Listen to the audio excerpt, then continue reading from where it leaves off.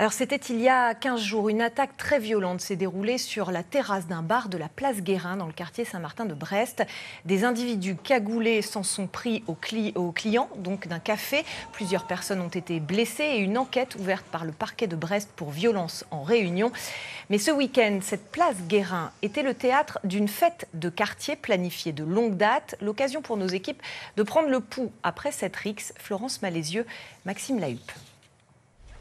Cet après-midi, c'est une toute autre ambiance qui règne, bon enfant, joyeuse.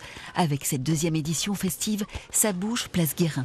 Organisée par la mairie et plusieurs partenaires, la vie reprend son cours après l'agression de plusieurs clients au café de la plage. Nous, ça ne nous empêche pas de venir quand même régulièrement à la petite aire de jeu ou même fréquenter les commerces. Je pense que c'est important de faire vivre que les habitants du quartier restent, investissent les lieux et on continue à vivre et puis on montre qu'on est là.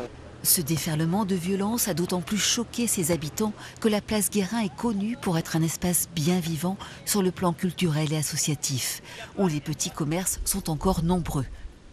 C'est très convivial, il y a cette vie un peu en village, en quartier, où on se connaît tous et toutes, on connaît nos défauts, nos qualités, et on apprend à vivre ensemble avec les différences. Et c'est ce qui fait aussi que face à ce qui s'est passé il y a 2 semaines, on a tous répondu présent. Hervé Bellec, écrivain, a vécu et travaillé ici pendant plusieurs années. Il souhaite aussi que la place garde son âme, malgré l'expression de toute cette violence. Ce sont des mouvements qui sont totalement contraires aux valeurs, je dirais, de la République, bien sûr, mais aussi aux valeurs de la place des gens d'ici, des choses qu'on ne veut pas, qu'on ne veut plus, le racisme, l'antisémitisme, l'homophobie. On est dans le Brest populaire et tout ça se mélange depuis des années, quoi. Il faut que ça perdure. Les habitants se disent portés par ce vaste mouvement de solidarité qui a eu lieu à Brest dans la foulée des agressions. On n'a pas peur parce qu'on est nombreux, il y a du monde sur la place, on est tranquille, puis on a des copains un peu partout. Par contre, on est mobilisés contre le fascisme plus que jamais, plus qu'avant.